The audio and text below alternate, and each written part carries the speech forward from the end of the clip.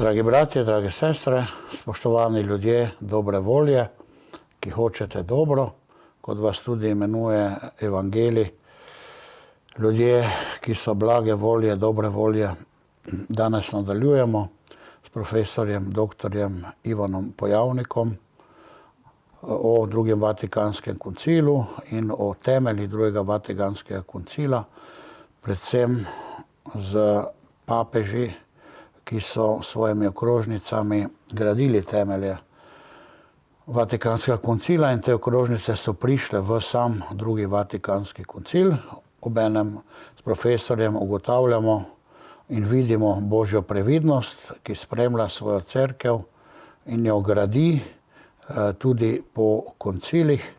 Tako je vidno iz teh razprav oziroma teh razjasnjevanj našega profesorja, doktorja Ivana, da je tudi drugi Vatikanski koncil vsekakor plod Božje previdnosti in kontinuitete Božje skrbi za svojo cerkev. Spoštovani gospod profesor, lepo pozdravljeni. Prisrčno pozdravljeni tudi vi in vsi gledalci in poslušalci, naj pride na nas vse Božji blagoslov in luč Svetega Duha. Amen. Torej, nadaljujemo pri okrožnici zoper komunizem oziroma o komunizmu. Predtem pa smo imeli okrožnico zoper fašizem in pa nacionalsocializem, ki je pravzaprav tudi fašizem in je to tudi socializem, kakor pač ga razumejo nekateri. Vsekakor je bil socializem. Gospod Pojavnik, zadnjič smo govorili o teh temeljih te okrožnice zoper komunizem in je na nek način to globoko, temelji so globoko filozofski in pa imamo tu Hegla, pa Marxa in celo na Martina Lutherja, protestantskega prenovitelja krščanstva, kakor ga imenujejo bratje protestanti. Rekli ste, da se je Marx celo naslanjal na Martina Luthera. Da, omenil sem, da po Marxu je Luther začel revolucijo, da je odpravil zunanje duhovništvo, potrebno pa je iti še korak naprej, pravi Marx, in sicer odpraviti še notranjega duhovnika. Ta notranji duhovnik je religiozna zavest. Ko bo ta religiozna zavest odpravljena, tedaj bo človek resnično svoboden. Zato je radikalni ateizem pristna rešitev reforme z naukom, da je človek za človeka najvišje bitje. Torej, to so besede samega Marxa. Gre kot na nek način pri razsvetljenstvu v tem primeru za absolutizacijo človeka in tudi za absolutizacijo, kot smo že zadnjič ugotavljali, materije. Da, materije, kajti takoj na začetku te okrožnice papež Pij XI torej pravi, da marksistični komunizem priznava samo materijo. Materija je prvo počelo vsega in ta materija se razvija. Materija se je razvila v rastline, torej v drevesa, potem živali in končno v človeka. Komunizem torej sprejema Darwinovo teorijo o evoluciji, ki je bila dolgo časa na pohodu, toda v zadnjih 20 letih, v zadnjih letih še posebej, je ta teorija propadla. Zaradi tega, ker molekulska torej molekulska biologija odkrila, da če bi po tej teoriji, če bi ta teorija Darwinova veljala, potem bi potrebovali za razvoj že od najnižjih živih bitij do višjih bitij, torej že prehod iz ene vrste v drugo, ker so organske molekule tako sestavljene, tako komplicirane in tako veliko število členov imajo, da bi potrebovali za prehod iz ene vrste v drugo, že pri najnižjih živih bitjih, več milijard let, se pravi več kot je stara Zemlja. To je pa nemogoče. Torej Zemlja je po geologiji stara nekaj milijard let in kaj šele pri višjih vrstah, ki so veliko bolj zapletene. Torej zato je nastala posebna skupina znanstvenikov v Severni Ameriki, ki je govorila in pisala o tem. Torej ta skupina pravi, da ta teorija je nemogoča, torej da je propadla. In ta skupina znanstvenikov se je odprla torej za božji poseg, kakor svetopismo, torej pravi takoj na začetku svetega pisma, da je Bog postopoma ustvarjal, torej najprej ustvaril torej nižja bitja, potem višja in končno človeka. Torej človek ni najvišje razvita opica, najvišje razvita žival, ampak je Bog direktno ga ustvaril, direktno, torej dušo in telo. Ker človek ni samo materija, ampak je tudi duša, torej duhovna duša. In danes, ko so odkrili, torej leta 2000 se mi zdi, da so odkrili ali objavili to odkritje človeškega genoma, torej vidimo, da v genomu je že zasnova celotnega človeka, da v prvem trenutku bivanja, torej v trenutku spočetja, je človek že v celoti, ker tedaj dihne Bog dušo v telo, ki oživlja potem človekovo telo. Torej sveti Gregor iz Niza že v 4. stoletju, ki je dobro poznal tedanjo medicino, je rekel, da je človek že od spočetja naprej. Torej to sedaj ta biologija nekako potrjuje, ta genoma. Ne? Torej ti znanstveniki so se zbrali in na ta način ugotovili, kakorkoli v teh njihovih izračunih, da je nemogoče, da bi prehod iz ene vrste v drugo se zgodil, ker so prevelike razlike in da bi to po neki teoriji, pač kakorkoli je to možno, da bi rabili več časa za to. Sicer se tukaj, več časa, kot je Zemlja sama stara, samo za en prehod. Ampak tu se seveda pojavlja zopet vprašanje, ali je res tisti nič, Big Bang, ali je to popolni 100% nič, ali ni nič, tako da zdaj ne vem, kako so oni to računali, ampak vsekakor gre, bi rekel, zoper Darwinovo teorijo, da je zopet ena pot, da je nemogoče, drugače se pa čisto več stvari je, ki tu dokazuje, da Darwinova teorija ne more delovati tako, kot jo danes razlagamo.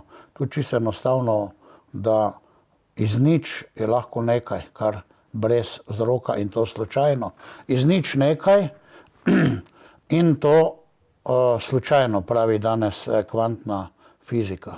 To je njihova teorija, ki je seveda totalno absurdna. Bolj nemogoča kot še, ker ima še dodatne stvari, začetek je preslab. Ne? Mi imamo vsaj na začetku Boga in potem vse skupaj bi lahko na nek način, je logično, oni pa niti tega nimajo. Vrnil bi se na tisto religiozno zavest, se pravi komunizem je bil tudi zoper vero, zoper religiozno zavest, ki jo je treba popolnoma ukiniti in to se je potem kazalo tudi v komunizmu, ki smo ga doživljali, da je bil proti veri, proti Bogu. Da, to To smo doživljali, ker šolski sistem je to upošteval, torej upošteval materializem in vprašanje o izvoru vesoljstva je nekaj drugega, je pa ta prehod iz živih bitij v višja bitja, kar je torej ta Darwinova teorija, selekcijo, mutacijo in tako naprej. To se je izkazalo za nekaj nemogočega. Poleg tega v tej okrožnici, takoj zatem, pravi ta papež Pij XI, da marksistični komunizem odpravi razliko med dušo in telesom, zato ker obstaja samo materija. Torej smo potem mi, ljudje, samo materija. Visoko razvita materija, ki pa ni, se pravi, med nami potem razlike med solato in človekom. Vse je materija in žal je potem ta teorija to tudi na nek način dokazovala z polnjenjem jam in pa se pravi množičnimi poboji kot noben sistem, tudi nacisti niso tega delali, ampak samo v bistvu komunizem in se je ta teorija potem sprevrgla v prakso, kar je na vse zadnje zelo, zelo žalostno. Vemo, da je v Sloveniji okrog, ne vem, 700 množičnih grobišč z 100 tisoči in 100 tisoči ubitih samo v Sloveniji. Torej to je zelo pomembno, kar misliš in pa kar veruješ. Kako se vam zdi? Da, seveda. In tukaj nastane problem, ker marksizem, komunizem uči, da je mišljenje samo višji pojav ali višja oblika materije. In če je torej višja oblika materije, nastopi problem, stari problem univerzali, to se pravi univerzalnih pojmov, univerzalnih idej. In s tem problemom sta se srečala že Platon in Aristotel. In se je vedno znova pojavljal v zgodovini ta problem univerzali. Torej, da obstajajo univerzalni pojmi. Kaj so to univerzalni pojmi? Torej, Platon je opazoval konja in je videl, da se konj kvantitativno spreminja in tudi drugače spreminja in da se stalno spreminja od rojstva do smrti. Potem pa je rekel, kako pa to, da moja ideja, moj pojem o konju se ne spreminja, ostaja vedno isti in velja za vse konje. Kako je to mogoče? In on si je zamislil, da obstaja nad nebom ideja konja, torej substanca konja obstaja nad nebom in ti materialni konji so posnetki te ideje. Tista ideja je nespremenljiva, konji pa se spreminjajo, torej v času. Ne?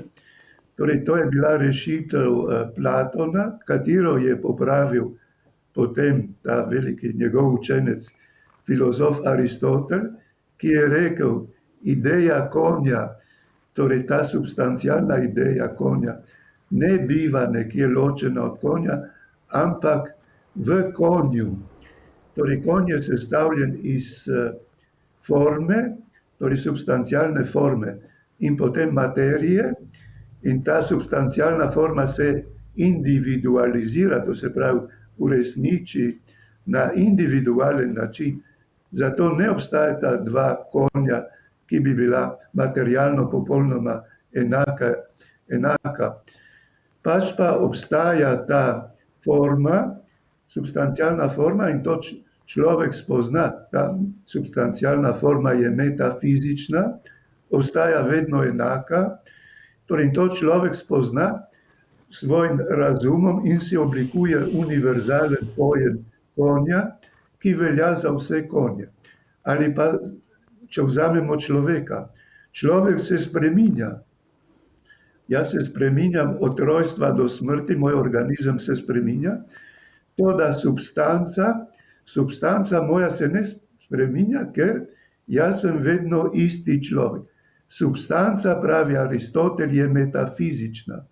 Substanca nima kvantitete, ne lastnosti materije, je metafizična, zato so tudi pojmi, abstraktni pojmi, so metafizični, so univerzalni. Torej, in tukaj v zvezi s tem je treba reči, da torej, če ne priznavamo univerzalnih pojmov, potem propade logika, propade tudi mišljenje, propade tudi človeški jezik, ker se ne bi mogli več sporazumevati med seboj.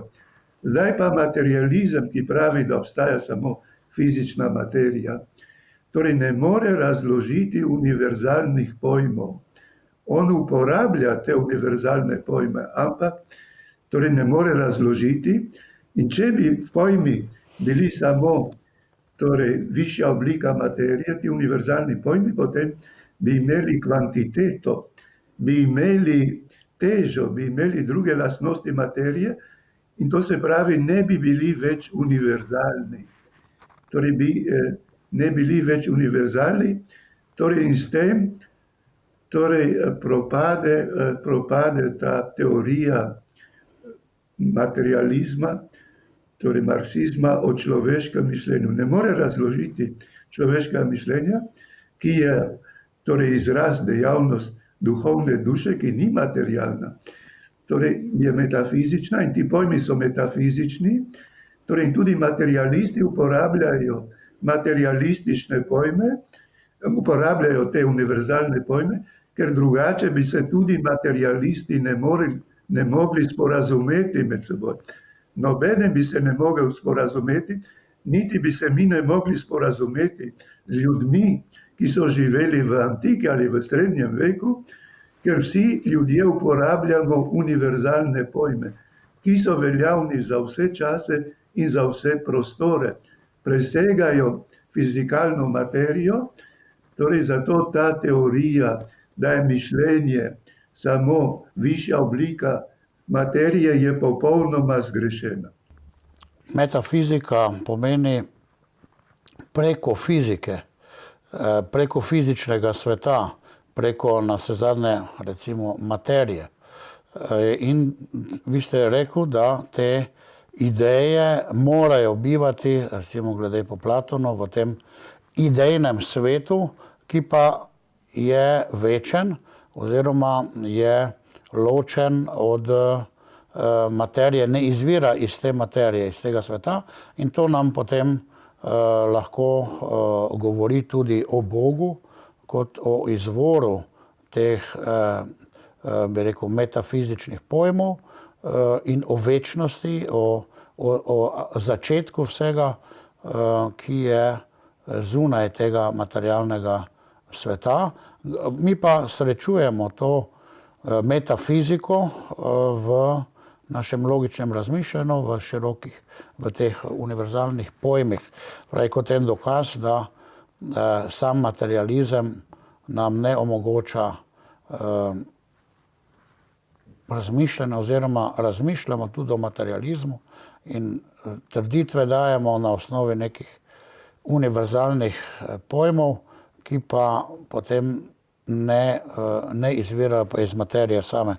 Če sem prav vas povzel, pravi nujnost teh večnih idej, ki pa niso z tega sveta, in potem tudi materializem, da nima pogojev za takšne trditve. To so zgolj filozofski pojmi in zanimivo je, da se to potem vse uresničuje v našem ravnanju in potem v realnem svetu in potem v državnih sistemih in žal potem v različnih interesih in v vojnah. In potem, ko sledimo eni taki filozofiji, potem nam, kot so morala in druge stvari, ne delujejo več. Spomnim se, ko nam je eden tako imenovani predavatelj v teritorialni obrambi razlagal, kako pravzaprav ni morale In zaradi tega, ko smo mi dva zdaj, vi ste tu podal ta problem, rekel, da ni morale, da moralno je to, kar se mi dogovorimo, da je moralno. Da pri enih je moralno to, enih narodih to, pri nas je to moralno in da univerzalne morale, ravno to, kar smo zdaj mi dva debatirala, da univerzalne morale sploh ni. Ne? Se pravi, ni nobene univerzalne pravice, sploh ni resnice, na osnovi kateri bi gradili moralo in tako naprej. Ves sistem se nam zruši in pridemo potem do tega človek človeku volk, močnejši pravica in morala močnejšega in do vse mogočnega propada, bi rekel, človeštva.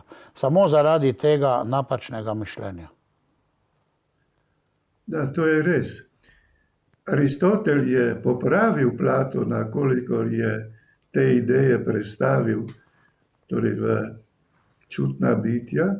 Cerkveni očetje pa so popravili Platona na ta način, da so te ideje predstavili v stvarnika.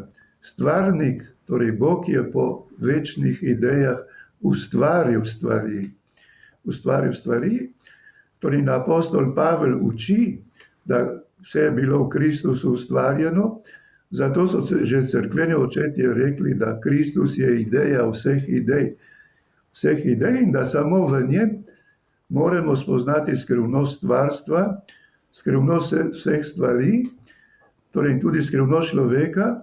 In Jezus je uporabljal prilike kot simbole za Božje kraljestvo. To se pravi, tudi v čutnih stvareh so uresničene Božje zamisli in stvari nimajo samo to plat, ki jo mi spoznavamo s človeškim razumom, s človeškim spoznanjem, ampak imajo tudi skrivnostno plat, da odsevajo Božje skrivnosti, Božje zamisli. Zato je Jezus v evangeliju govoril v prilikah. Zanimivo je tudi to, da, kot ste rekel, da seveda z našega stališča oziroma stališča resnice, kot jo mi razumemo in katera nam nudi svoje oporo, je za naše sklepanje, je to napačna trditev, da človek nima duše. Ne? In če vidimo potem materializem oziroma komunizem, govori, da smo mi vsi ljudje brez duše. Bodi se v fiziološkem pomenu ali pa tudi na nek način v filozofskem oziroma v stališču razmišljanja. Da smo mi vsi ljudje brez duše in brez na nek način samo materija in nas s tem degradira. Ne? Človeka degradira iz tistega, kar je, po Božji podobi, kar v resnici tudi je in kar mu omogoča eno srečno življenje in ga degradira samo na nič. Ne? In dejansko je to, da satanizem ravno to v bistvu več ali manj priznava in človeka tudi ponižuje na raven živali, recimo živali, če bi tako enostavno rekli, zveri.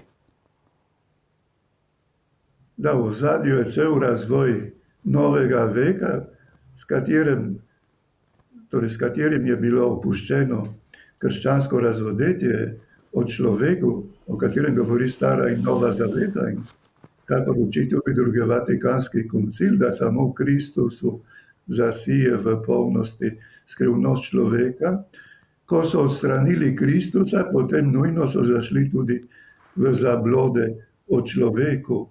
In nazadnje je ta razvoj pripeljal do materializma, da je človek samo materija, samo najvišje razvita žival.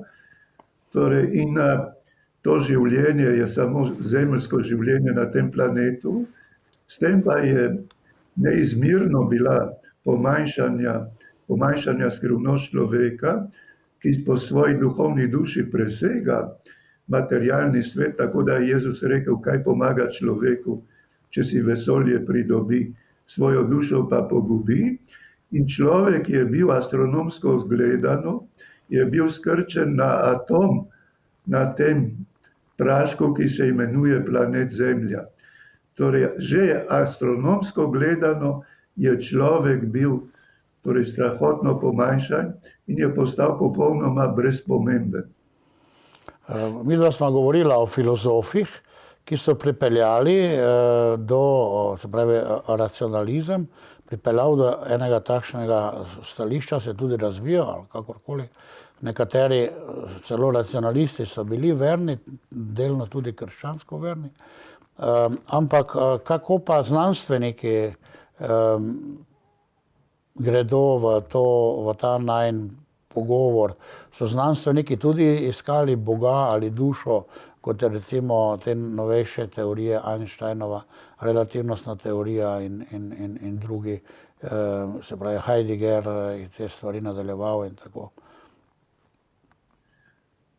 Da, znanstveniki tukaj znanost obravnava vidno vesolje in to je srednji svet, kakor so to imenovali.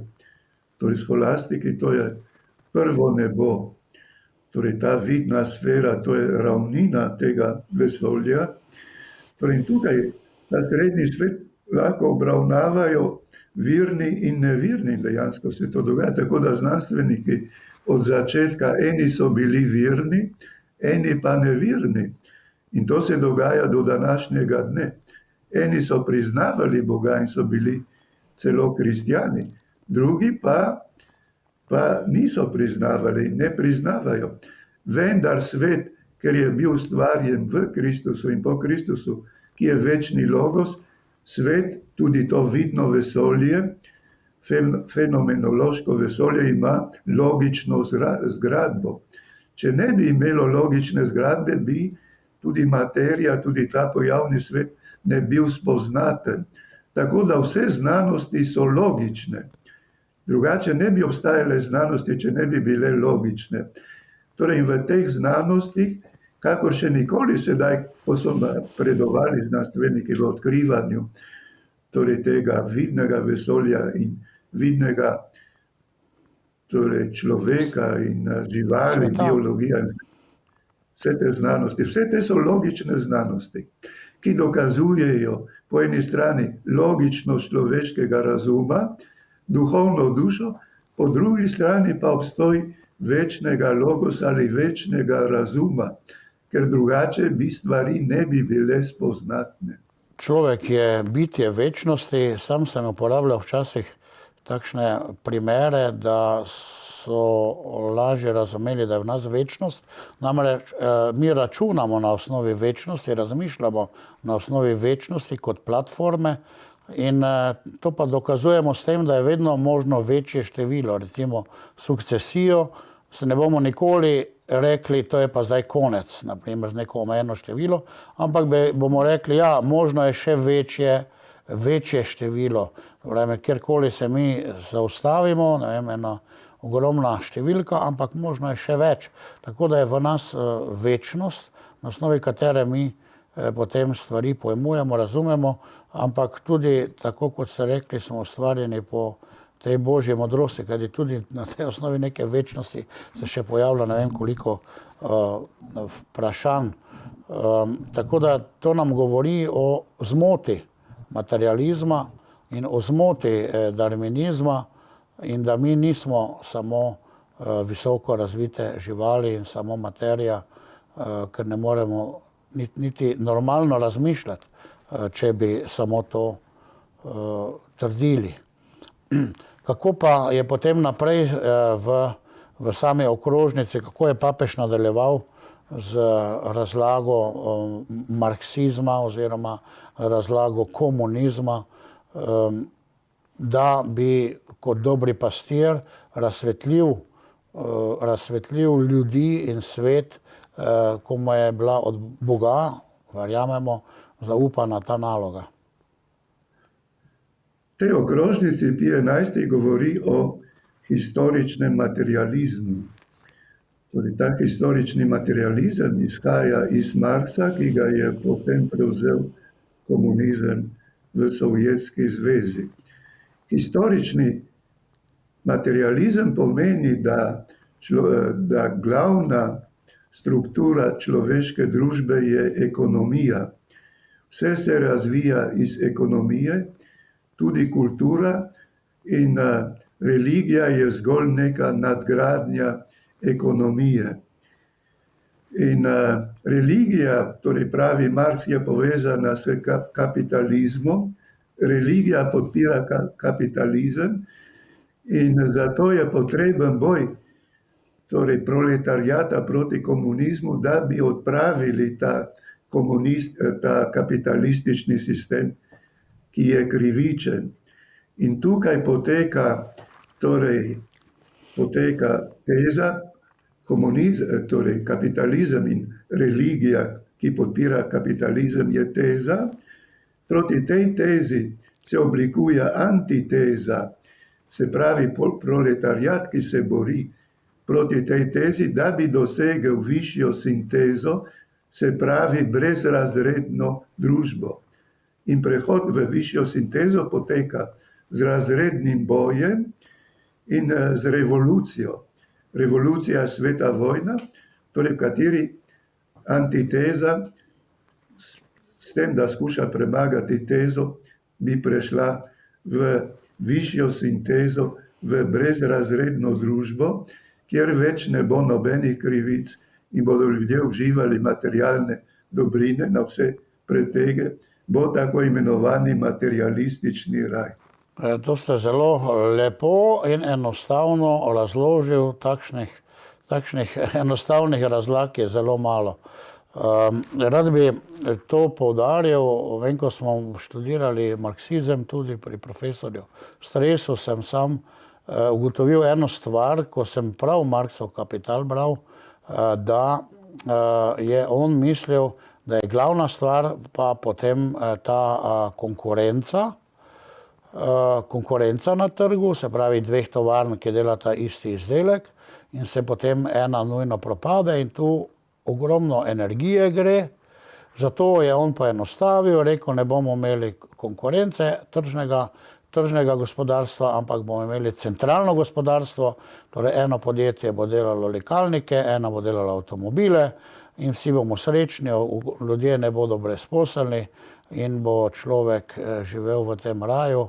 Ampak zelo zanimivo, ravno na osnovi ekonomije se je potem zalomilo pri komunizmu oziroma marksizmu oziroma tej teoriji in vemo, da najbolj neuspešne gospodarsko so bile ravno komunistične dežele, ko se je stavil vrste za toaletni papir, ena vrsta, druga vrsta za krompir in tako naprej. In je ravno na osnovi ekonomije se je to popolnoma potem porušilo in je doživel Marx popolni fiasko v tej svoji teoriji po vsem svetu, kjerkoli. Tako da danes, ne vem, če je še ena država, meni da je samo še uradno komunistična na pravi način, vse druge so pa se potem spremenile. Tako da to se mu ni izšlo. In tudi danes, če bi komentiral vašo razlago, vidimo, da leve stranke in demokrati so nekako na tej strani in še vedno se misli, da je vera pomeni enako tržni kapitalizem in tržno gospodarstvo, ne vera, se pravi razsvetljeni, pa podpirajo, ne vem, neke vrste tako imenovano socialno državo, kak je to pač pa neke vrste skupno lastnino in podobno. Tako da vse te razlike so še v današnji politiki. Da, to je res. Torej Marx in potem komunizem je prevzel tudi odpravo privatne lastnine, da je treba odpraviti privatno lastnino. In Marx je zagovarjal načelo, da praksa je izvor mišljenja in ne narobe. Če se pojavijo teoretična nasprotja, je treba to reševati s prakso, ker praksa je izvor mišljenja in ne narobe. In to je druga teza proti Feuerbachu. 11. teza proti Feuerbachu pa pravi takole: filozofi so na razne načine razlagali svet, sedaj pa je treba svet spremeniti. In to je napisano tudi na nagrobnem spomeniku Karla Marxa v Londonu, kjer je umrl leta 1883. Torej primat prakse, primat revolucionarne prakse, zato ni potrebno razpravljati z nasprotniki. pač pa s prakso se rešijo, pravi Marx, vsa nasprotja. Praksa pa je seveda diktatura proletariata, ne? In pa potem, se pravi, zatiranje vsakih drugačnih mnenj in pustiti na nek način pri življenju samo tiste, ki so pravi komunistični verniki. Tako da vidimo, da je to res bil neke vrste zagon, tudi kot neka vera, kot neki novi duh je zavel tudi med intelektualci, pa med ljudmi, tako da je to zelo težko vse skupaj sprevideti in razumeti in potem tudi ta praksa, ki je bila pravzaprav zelo žalostna. Od Španije do Jugoslavije, do Rusije, do Pol Pota, do Kampučije, torej Kambodže in tako naprej. Te prakse so bile zelo boleče in tudi človeka, žal na nek način za človeka pogubne. Ne samo v materialnem smislu, ampak tudi ubile samo vero, dušo, moralo in tako da je to en verjetno najbolj nesrečnih poskusov reševanja človeka na napačen način. Torej v ozadju moramo vedeti, da Marx se je leta 1849 preselil v Anglijo. On je pisal neke članke proti pruski vladi, kritične članke, zato ga je policija zasledovala, je zbežal najprej v Francijo, potem v Belgijo, končno se je preselil v Anglijo in tam je Marx videl ogromne množice torej proletarcev in maloštevilne bogataše, delodajalce. In tukaj je bil glavni zagon Marxa, ko je on videl to izkoriščanje, torej to strašno izkoriščanje delavcev, ki je bilo res strašno. Celo otroci so morali po cele dneve delati v tovarnah. Torej tukaj je, po mojem mnenju, Marx dobil ta zagon, da je treba rešiti te proletariatce pred zatiranjem. Torej glavna ovira je kapitalizem, ker izkorišča delavce, torej odpraviti kapitalizem, odpraviti privatno lastnino, torej vzpostaviti pravično družbo. Torej v ozadju ta boj Marxa, je treba priznati, izhaja torej za pravičnost delavcev, za pravičnost proletarcev. To ni nekaj slabega, to izhaja iz evangelija, to izhaja iz krščanstva. Saj tega prej ljudje niso poznali, tega boja za socialno pravičnost. To je šlo iz krščanstva in vemo, da Kristus sam se je bojeval za pravičnost. Kristus se je rodil v skrajni revščini v Betlehemu, potem je umrl v skrajni revščini na križu in njegov prvi blagor velja blagor ubogim in gorje bogati. Zato to izhaja iz krščanstva. Torej, Kristus je rekel, da tudi glede sebičnih, povedal tisto priliko o ubogem Lazarju in sebičnem bogatašu. Bogataš se je dan za dne gostil, Lazar pa je jedel drobtinice, ki so padale iz mize tega sebičnega bogataša. Ja, ampak recimo, če lahko se malo na to vaše razmišljanje tudi povežem, vzrok za izkoriščanje teh otrok, kar je bilo grozno v Angliji, pa ni bil zgolj v tem sistemu, ampak v zlu, bi rekel, v moralnem zlu, ki je to stvar potem dopuščala. Pravi, v tem, da je človek se odločil za eno tako moralno zlo in Jezus želi samo odpraviti to moralno zlo, oziroma da bi ljudje ravnali po Božji volji. Oni niso ravnali, ko so imeli te otroke delavce in žene delavce, niso ravnali po Božji volji, to ni Božji načrt. In potem je rešitev prava je samo zopet v Božji volji, v Božjem načrtu, da je bil človek tisti izkoriščevalski bogataš, da bi postal po zgledu gospoda Jezusa Kristusa. Napačno se je Marx lotil tega problema, ne? Zgolj nasvetno, ne pa v bistvu. In tu se mi zdi pač pomembno, ta rešitev je v tem grehu, ki se je tam zgodil. Zdaj vprašanje, kako je on to res hotel, to pravičnost, ampak neka teorija se je razvila in on je potem to zagrabil, kar se je pa pokazalo, da ni bila prava rešitev.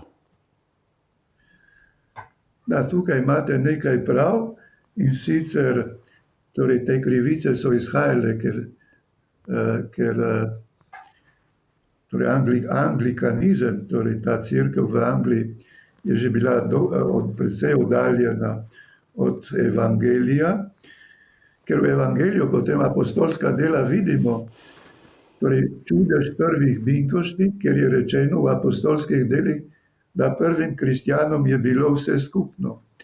Torej tu je bil neki komunizem, ampak ta komunizem je bil na osnovi visoke stopnje ljubezni. Zato, ker so bili ena duša in eno srce. Zato so lahko to uresničevali. Ampak niso izključevali bogatašev od zveličanja, ker lahko tudi bogataši se zveličajo, čeprav, to se pravi, nesebično uporabljajo dobrine, ki jih imajo. Ta ideal prve skupnosti, torej da je bilo vse skupno, ta ideal je še ohranjen v redovih. Redovi imajo za obljubo uboštva. Torej, in zaradi te obljube uboštva je v samostanih redovih vse skupno. Torej, ta ideal se še ohranja. Pač pa je treba priznati, kar je rekel sveti Avguštin, da Lazar predstavlja ljudstvo Kristusa, bogataš, sebični bogataš, pa ljudstvo Antikrista. In on je tudi napovedal, da kolikor bolj se bo bližal konec 6. dobe sveta, toliko bolj bo naraščalo to ljudstvo Antikrista, se pravi lažna cerkev. Torej, to ljudstvo Antikrista je bilo močno razširjeno v Angliji, ampak ne samo v Angliji, tudi v drugih deželah. Zato to ljudstvo Antikrista je res, čeprav je bilo na zunaj še krščansko, na znotraj pa ni bilo več krščansko, ni več izpolnjevalo evangelija, ni več izpolnjevalo moralnih zakonov, torej moralne dinamike, kakor pravite vi. Torej, zato Marxova kritika torej je bila pravilna, kolikor je zadevala ljudstvo Antikrista, ker to ljudstvo Antikrista je zatiralo, torej izkoriščalo delavce, je bila krivična, kolikor pa je videl v religiji nasplošno, torej da religija podpira kapitalizem, kar pa ni res. Ja, danes vemo, da ima 5 najbogatejših ljudi, kot je Bill Gates, pa še nekaj ostalih, tisti, za katere vemo, mislim, da jih je 5, ima toliko denarja kot polovica človeštva, kot 4 milijarde ljudi. Samo 5 ljudi, 5 najbogatejših, tako, tiste, katere vemo. Tisti glavni bogataši so pa tako skriti, ki nikjer ne pridejo v javnost, nikjer se ne ve o njih. In dejansko ta kapital, ki pa je za globalizmom danes, z tem gibanjem, pa za raznimi tako imenovanimi svetovnimi organizacijami, pa kroji svet nekje od ozadja do enega trenutka, ko ne bo več mogoče ničesar spreminjati. Tako da ta trditev, kot ste vi povedali, teh cerkvenih očetov, drži. Danes je takšno nesorazmerje, ki ga nikoli prej ni bilo. Da upadla je ta binkoštna zgradba cerkve skozi stoletja, to sem že razlagal, da v 2. tisočletju zaradi teh razkolov in razprtij med kristjani je upadala ta binkošna razsežnost cerkve in s tem je upadala ljubezen med kristjani. Ljubezen se je ohlajala. Brez ljubezni pa ni mogoče vzpostaviti pravičnih odnosov. Zato s pomanjkanjem ljubezni so vstopali v družbe krivični odnosi in so nastale te velike krivice in ti velika nesorazmerja, o katerih ste vi sedaj povedal, ki se niso zmanjšala, ampak še povečala, tako da sem pred nekaj leti bral, da 17 bogatašev ima, sem pozabil, ampak ogromno število odstotkov, veliko število odstotkov vsega svetovnega bogatstva. Ste pa omenil to, da imamo v cerkvi, bi rekli, uspešne komuniste, ki so redovniki, da skupnost, komuna jim daje skupne materialne dobrine in ta vrst komunizma vernikov pa se je dokazala skozi zgodovino, kajti lahko gradiš komunizem, če imaš svetnike okrog sebe. Če bo ta sveti Frančišek pa Ignacij Lojolski sedla in se pogovarjala in še drugi svetniki, se bodo držali teh pravil in vsega tega in to je možno. Z padlim človekom, ki pa ni povezan z Bogom, pa ne moreš graditi nekega komunizma. Se pravi, v tem smislu je komunizem na nek način tudi v Božji volji, ker vidimo pri naših svetnikih, pri prvi cerkvi in pa tudi pri sedanjih redovnikih. Da, to imate prav, ker končno je Jezus Kristus zadnji vzor oziroma počelo cerkve in vidimo, da Jezus je živel revno od rojstva do smrti in je tudi rekel, da prej bo šla kamela skozi šivankino uho, kakor bogataš v Božje kraljestvo. Torej, ta nauk je vedno bil v cerkvi in bo. Težko ga je uresničevati zaradi naše sebičnosti, ker si hočemo vedno več prilaščati in v ozadju potem je lakomnost, ki napada ljubezen. Sedaj bi pa morda prešli k temu, kar piše v tej okrožnici o preganjanju kristjanov v Sovjetski zvezi. V tej okrožnici o komunizmu v Sovjetski zvezi razpravlja Pij XI tudi o preganjanju kristjanov, torej zlasti pravoslavnih, največ so bili preganjani kristjani, torej pravoslavni kristjani, pa tudi drugi kristjani in predstavniki drugih vir so bili temeljito preganjani v Sovjetski zvezi, kjer so uresničevali ta načrt, torej Karla Marxa, da je treba odpraviti religiozno zavest. O tem bi pa govorili prihodnjič, ker to je še nekoliko bolj obširna tema. Spoštovani gospod profesor, dr. Ivan Pojavnik, hvala vam za danes. Z nestrpnostjo pričakujemo naslednjo oddajo, ki je priča tudi današnjega, bi rekel, komunizma v svetu in v politiki še kako aktualna. Tako da se veselimo do prihodnjič. Hvala vam za vaše delo, za naše duše in da ste nam prenesli nekaj luči, veliko luči v to širše razumevanje dogajanja na tem svetu in v zgodovini cerkve.